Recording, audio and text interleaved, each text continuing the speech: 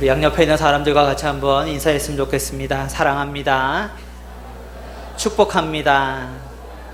네, 요즘에 이래저래 오고 가는 소식들이 안 좋은 소식들도 있는데 한 번 더 인사할까요? 건강하세요. 이렇게. 네. 건강하세요 말을 하는 순간 다 이제 건강해 보이시는 것 같습니다. 여러분, 사람은 누구나 칭찬받고 싶은 마음이 있습니다. 여러분, 그 큰 고래도 춤추게 한다는 칭찬을 싫어하는 사람이 누가 있겠습니까? 그리고 반대로 사람은 누구나 칭찬을 해주고 싶지, 나는 막 야단치고 싶고 책망하고 싶다, 그런 마음이 가득한 사람은 이상한 사람일 것입니다. 그런데 이게 여러분, 우리가 보통 관계 속에서는 좋은 말만 해야지, 칭찬해야지, 축복해야지 하는데, 여러분, 이게 좀 가까운 관계, 특별히 사랑하고 아끼는 이 자녀와의 관계에서는 어떻습니까? 아침에 새벽기도 오셔서 오늘 하루 종일 칭찬해야지 해도 집에 가서 안 일어나는 자녀를 보면서 우라통이 터진다, 이렇게 하는 부모들이 많이 있습니다. 여러분, 오늘 본문에 보시면 사도 바울이 어떻게 말씀을 시작하고 있습니까? 이 고린도 교회를 칭찬할 수 없다, 이렇게 말씀을 시작하고 있습니다.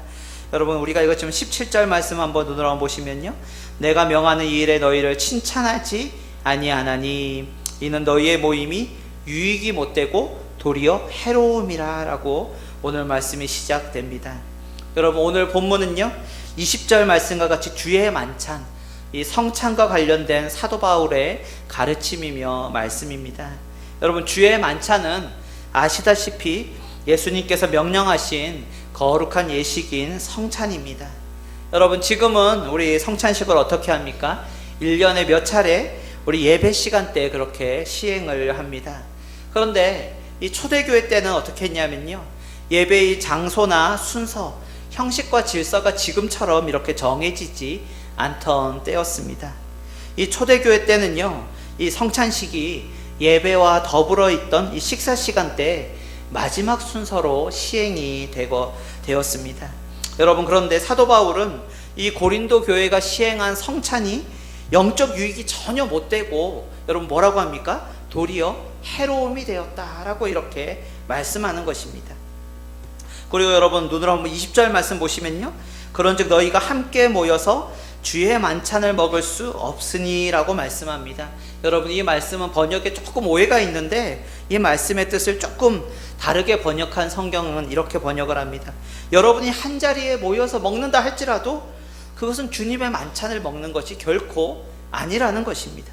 그들이 아무리 이게 주의 만찬이다, 이게 성찬이다 하면서 그렇게 먹는다 할지라도 그것은 결코 주의 만찬이 될 수 없다, 이렇게 책망하는 것입니다.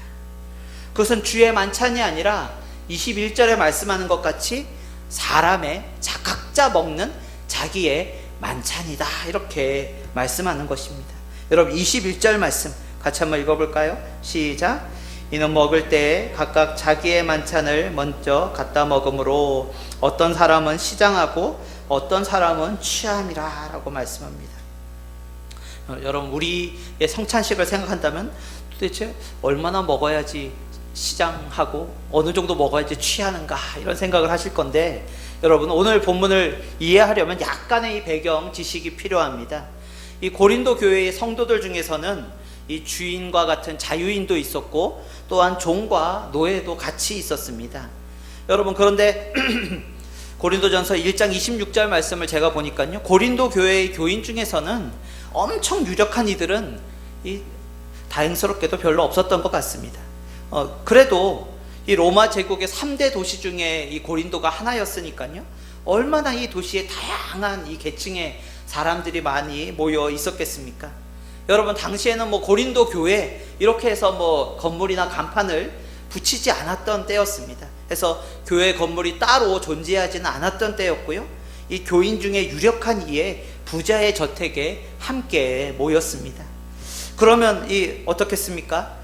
이 저녁 만찬 시간, 예배 시간은 이 저녁 때쯤이니까 낮부터 시간적인 여유가 좀 되시는 분들이, 이 부유하고 유력하고 여유 있는 분들이 먼저 도착을 했을 것입니다. 여러분, 상상해 보십시오. 그러면 좀 센스가 있는 사람들은 어떻게 하겠습니까? 여러분, 집에 이 집을 제공한 주인이 음식을 다 준비해야 되니까 이 음식 준비를 좀 덜어주기 위해서 집에서 이 맛난 음식도 좀 챙겨서 가져왔을 것입니다. 그런데 이 문제가 있죠. 문제가 뭡니까? 예배와 성찬을 겸한 이 정해진 예배 시간이 아직도 많이 남아있다라는 것입니다. 이 교인 중에서는 여유가 없는 이 종들, 자유인들 또 있었기 때문에 모임 시간이 뒤에 있었을 것입니다. 여러분, 그렇다면 여러분 상상만 해도 딱 있을 만한 일이 뭐가 있겠습니까? 그 시간을 기다리다 못해서 먼저 온 이들이 이 준비한 음식을, 야, 그 집에서 좀 맛난 거 갖고 왔는데 그거 한번 맛 좀 보자 이래가지고 하나 둘씩 맛보기가 시작되었다라는 것입니다. 여러분, 음식 먹는 게 먹다가 끊어집니까? 조금씩 먹다가 보니까, 제가 그렇습니다. 조금씩 먹다가 보니까 이 손이 가고 손이 가다가 결국은 여러분 먹다가 이 마시고 취하고 결국 늦게 온 이들을 위해 남겨진 것이 전혀 없게 되었다라는 것입니다. 여러분, 그렇게 딱 이해하시면 우리 22절 말씀이 딱 이제 이해가 될 것 같습니다. 여러분, 22절 말씀 같이 한번 읽어볼까요? 너희가 시작.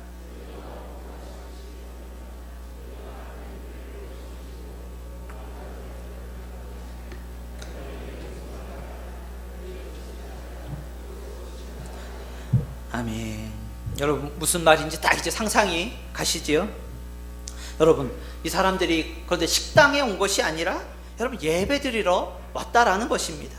자기 배 부르러 온 그런 만찬 시간이 아니라 주님의 날에 주님의 만찬을 시행하러 모였다라는 것이 바로 문제라는 것입니다. 사도 바울은 이 일로 말미암아 교회를 업신여기고 가난한 이들을 부끄럽게 했다라고 이렇게 책망합니다. 여러분, 일찍 오고 싶어도 일찍 올 수 없는, 늦게 올 수밖에 없는 이 가난한 이들, 힘이 없는 이들, 약한 사람들이 소외되고 차별받고 상처받는 일이 바로 그 자리에서 일어나게 되었다라는 것입니다. 여러분, 최근에 고고학자들은 이 초대교회 예배 장소로 쓰였을 법한 고린도의 이 주택 유적을 발견을 했습니다. 이 당시의 주택 구조를 잘 알 수 있는 이러한 발견을 통해서요, 우리는 이 본문의 사건을 조금 더 잘 이해를 할 수 있습니다. 여러분, 이 집주인과 먼저 온 유력한 이들은 앉을 만한 의자가 있는 여러분 3, 4평의 작은 방에 먼저 이렇게 모였다라는 것입니다. 이 방에는 10명 남짓 이 사람들이 먼저 들을 수 있다라는 것입니다. 그러면 이 방은 어떤 방입니까? 우리가 흔히 얘기할 수 있는 이 VIP 룸이 있다라는 것입니다. 그리고 그 방 옆에는 10에서 15평 정도의 통로나 이 앞마당이 바로 옆에 붙어 있다라는 것입니다. 이곳에는 한 30명 정도까지 들어갈 수 있는데 어떻겠습니까? 사람들이 막 복잡거리고, 여기선 사람이 편안하게 의자에 앉아서 음식을 먹고 예배를 드리는 것이 아니라 이곳에선 서서 있든가 아니면 그냥 바닥에 쭈그리고 앉아 있든가 그렇게 앉아 있어야 된다라는 것입니다. 여러분, 당시의 식사 관행으로 본다면 이 VIP 룸에는 집주인이 선별한 몇 명의 중요한 손님들이 들어가는 자리인 것이고요, 또한 이 북적거리는 이 공간은 이 VIP가 데리고 온 이 종이나 덜 중요한 손님들이 들어 있었을 것입니다. 이것이 바로 당시의 로마 사회에 통용되던 식사 관행이었습니다. 여러분, 그냥 예배 장소에서 이렇게 모여 있는 것이 이 고린도 교회 예배 장소를 제공하던 집주인이나 먼저 온 사람들에게는 이건 별로 아무 문제거리가 될 게 없는 당시의 관습이라는 것입니다. 그런데 사도 바울은 이러한 모임으로 인해서 영적 유익은커녕 해로움이 되었다라고 이렇게 말씀합니다. 이거는 예배도 아니고 주의 만찬도 될 수 없다라는 것입니다. 이로 인해서 교회가 욕을 먹고 가난한 사람들을 부끄럽게 했다라고 이렇게 말씀하고 있다라는 것입니다. 여러분, 제가 설명드렸던 거에 따라서 한번 상상을 해보시기 바랍니다. 일주일에 딱 한 번 주님의 부활하심을 감사하며 주님의 날 예배하러 이렇게 어떤 주택에 모였습니다. 일하다가 좀 늦긴 했지만 그래도 예수님을 믿기 때문에 예배에 주님의 만찬에 참여하기 위해서 이렇게 온 것입니다. 그런데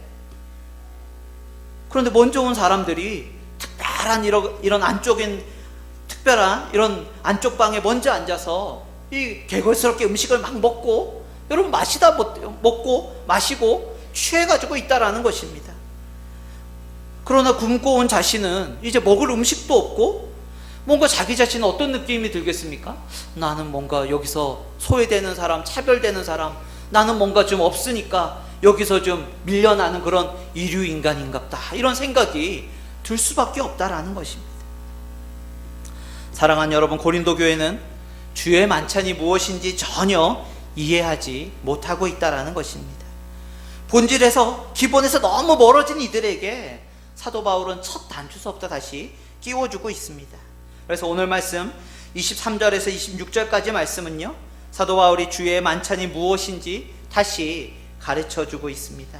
여러분, 주의 만찬 성찬이 무엇입니까? 한번 말씀을 한번 보시면요, 예수님께서 십자가에 달리시기 전날 밤에 떡과 잔을 제자들에게 나누어 주시면서 말씀하셨다라는 것입니다. 여러분, 뭐라고 말씀하십니까?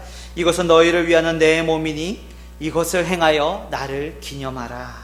그리고 그 밑에 보시면 이 잔은 내 피로 세운 새 언약이니 이것을 행하여 마실 때마다 나를 기념하라. 이렇게 말씀하셨다라는 것입니다.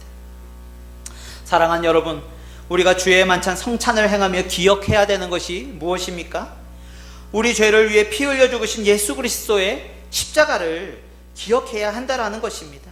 그리고 성찬이 떡 한 덩이에서, 빵 한 덩어리에서 이 모든 사람들이 그것을 나누어 먹듯이 그리스도의 한몸된 교회요, 지체들의 하나됨, 한몸됨을 늘 기억하라는 것입니다. 주님의 살을 먹고 피를 마시면서 십자가를 기억하고 교회의 한몸됨을 기억하는 것이 바로 성찬 예식이라고 예수님께서 가르쳐 주시는 것입니다. 사도 바울은 뒤이어 27절에서 32절 말씀을 통해서 이 주님의 몸과 자기 자신을 먼저 살필 것을 권면하고 있습니다. 여러분, 28절 말씀 보십시오. 사람이 자기를 살피고, 29절 보십시오. 주의 몸을 분별하지 못하고, 31절 마지막 보시면 우리가 우리를 살폈으면, 이렇게 말씀합니다. 사랑하는 여러분, 고린도 교회에 먼저 온 이들은 먼저 좋은 자리에 앉아서 먼저 좋은 음식들을 먼저 먹으면서 이 성찬에 관련된 말씀을 은혜롭게 읽었을 것입니다. 아, 이게 주님의 살과 피구나, 이렇게 하면서 적당하게 있다라는 것입니다. 그러나 그들이 이렇게 먹고 마시는 것은 절대 거룩한 성찬, 주의 만찬이 절대 될 수 없다라고 말씀합니다. 이것이 참으로 주님의 몸이고 피라는 사실을 안다면요, 날 위해 피 흘려 죽으신 주님을 기억하고 내 욕심이 아니라 주님의 뜻대로 살고자 그 자리에서 기억을 한다면 일과에 바쁘고 가난하고 굶주린 늦게올 성도들이 주님의 몸된 지체라는 것을 받으며 절대로 이렇게 해서는 안 된다라고 이렇게 경고하고 있습니다. 이것은 자기 자신의 만찬, 인간의 만찬이 아니라 주님의 이름으로 불리는 만찬이기 때문에 그렇다라는 것입니다. 여러분, 그래서 27절 말씀에서는요, 주의 만찬을 합당하지 않게 행하는 것은 주님의 몸과 피에 죄를 짓는 것이다, 이렇게 말씀합니다. 그러면서 29절에서 30절 말씀에서는 주의 만찬을 분별하지 못하고 행하는 것은 자기의 죄를 먹고 마시는 것이며 이로 인해 너희 중에 약한 자, 병든 자가 많고 죽은 자도 적지 않다, 이렇게 말씀하고 있습니다. 여러분, 이 구절 우리가 그 성찬할 때마다 듣고 이렇게 읽으면 어떤 생각이 듭니까? 아유, 내가 죄를 짓고 성찬을 할 바에 차라리 성찬을 안 하는 게 낫겠다, 이렇게 해서 제가 성찬을 나눠주면 이렇게 약간 쭈삣쭈삣하는 분은 아, 죄를 지은 분인가, 이런 생각이 든다라는 것입니다. 그런데 이 말씀은 그 부분에 강조점이 있는 것이 아닙니다. 여러분, 주의 만찬이기 때문에 주의 만찬, 모든 이름 위에 가장 높으신 이름을 가지신 주 예수 그리스도의 이름으로 불리는 그 이름을 위한 그분의 십자가 사랑을 기억하며 주님의 몸된 교회의 하나됨을 위한 그 자리에서 여러분, 개인의 욕망과 탐심으로 그 자리에서 가득히 채우지 말라라는 것입니다. 우리가 주님의 이름으로 불리는 시간과 자리, 주님의 날, 주님의 만찬, 주님의 몸을 대할 때 아무렇지 않게 대하는 것이 아니라 거룩한 두려움으로 대하라는 것입니다. 혹시나 내 마음대로, 내 욕심대로, 나의 익숙함과 나의 편안함대로 이 모이는 모임들로 인해서 혹시나 주님의 몸이 갈라지고 그래서 주님의 몸이 떨어져 나가는 일이 없도록 자기 자신을 잘 살필 것을 경고하는 말씀인 것입니다. 사랑하는 여러분 오늘 말씀 보면 주의 만찬 계속 이렇게 하죠. 여러분, 주의 만찬은 성찬인데 왜 주의 만찬이라고 하시는지 아십니까? 여기서 붙은 주의라고 하는 이 퀴리아코스라고 하는 이 헬라어 단어는요, 이 신약 성경에서 특별히 주의 만찬 또한 주의 날 이런 등에 쓰입니다. 그런데 신약 성경 외에서 이 단어가 쓰이는 곳은 딱 한 군데밖에 없다라는 것입니다. 특별히 주로 로마 황제에게 관련된 그런 말에만 이 단어가 쓰인다라는 거예요.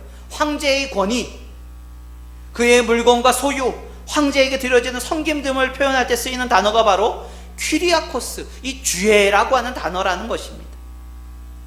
여러분, 우리 상상은 잘 안 가시겠지만 만약 그 시대에 황제의 것을 자기 멋대로 쓰고 황제의 식탁에서 황제가 먹기도 전에 그 음식들을 먼저 다 자기가 먹어버리면은 어떻게 되겠습니까? 상상하는 그대로의 일이 일어난다라는 것입니다. 이 땅에 사람의 이름의 것에도 그렇게 두려운 권위가 있는데, 여러분, 우리 주님의 이름의 것에는 왜 거룩한 두려움이 왜 없겠습니까? 그래서 오늘 본문 결론은 이렇게 내려지고 있습니다. 여러분, 33절 말씀 같이 한번 읽어볼까요? 같이 한번 읽도록 하겠습니다. 시작. 그런즉 내 형제들아, 먹으러 모일 때에 서로 기다리라 라고 이렇게 말씀합니다. 주님의 날, 주님의 몸, 주님의 만찬을 분별하며 주님의 몸된 교회의 지체들을 생각하면서 늦게 오는 연약하고 가난한 이들이 있는 그 자리를, 여러분, 그들을 VIP룸에 데리고 오라는 것입니다. 여러분, 같은 자리에서 먹으라는 것입니다. 교회 안에서는 그 어떤 차별이나 소외나 갑질이 없이 세상의 모든 가치들이 교회 안에서는 그리스도의 십자가로 역전되는 것을 우리가 경험하는 것이 바로 교회라는 것입니다. 여기서 서로 기다리라 라고 하는 단어는 그렇기에 또 다른 뜻이 있습니다.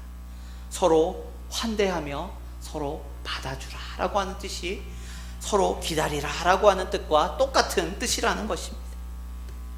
34절 말씀 보십시오. 만일 누구든지 시장하거든 집에서 먹을지니 이는 너희의 모임이 판단받는 모임이 되지 않게 하려 함이라.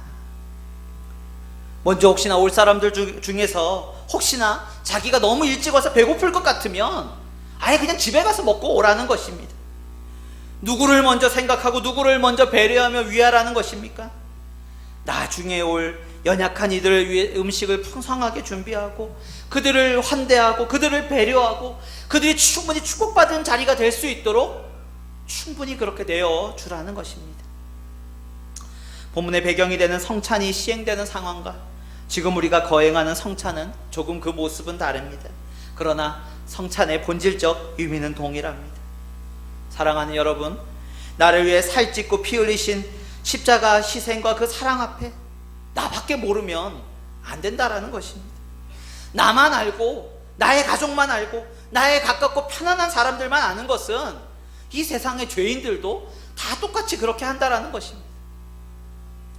세상에서는 돈이 최고고 권력이 최고라고 해도, 요즘은 인맥이 최고라고 해도 그것은 이 세상입니다.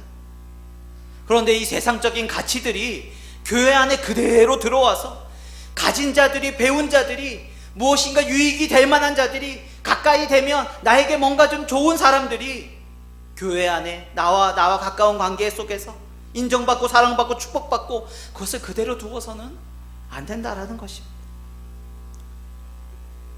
그래서 교회 안에 없는 자들, 약한 자들, 뭔가 세상에 드러낼 것 없는 그런 자들이 소외와 차별을 받는다면 그것이 바로 예수 그리스도의 몸을 다시 찢는 것이고 교회를 욕되게 하는 것이다 라고 이렇게 강력하게 책망하는 것입니다. 찢어진 그리스도의 몸을 기억하면서 자기 자신을 찢어야 되는데 왜 주님의 몸을 다시 찢는 것입니까? 교회 안에서는 자기 자신을 부인하고 자기를 죽여야 되는데 왜 다시 주님을 죽이려고 하는 것입니까? 사랑하는 여러분, 교회는 있는 자들이 더욱더 그것으로 낮아지며 섬기는 나라입니다. 자기가 조금 더 드러남 없이 자기가 드러난다면 두려워 떨며 자신을 철저하게 숨겨야 되는 것이 바로 교회인 것입니다. 우리의 모든 시선과 관심이 우리의 유익이 아니라 교회 안에서 약자들을 향할 수 있도록 우리를 잘 살피시기를 축원합니다. 내게 보상과 대가는 없다 할지라도 극진히 그들을 섬기는 나라가 바로 천국이고 교회인 것입니다. 그러한 살핌과 섬김이 우리가 행하는 성찬 예식과 함께 주님 오실 때까지 전할 것을 주님께서 우리들에게 명령하셨습니다. 사랑하는 여러분, 말씀을 맺도록 하겠습니다. 주님의 이름으로 불리는 주의 날, 주의 몸, 주의 만찬, 주님의 몸 된 교회의 지체들을 잘 분별하고 살피고 나보다 더 낮게 여기고 배려하고 그들을 사랑하고 축복하고 그들의 영적인, 정서적인, 신체적인 필요를 채워주시는 그런 주님의 제자 되시기를 주님의 이름으로 축원합니다. 그래야지 주님께 칭찬받을 것이 많은 교회와 성도 되는 것입니다. 우리 함께 기도하겠습니다.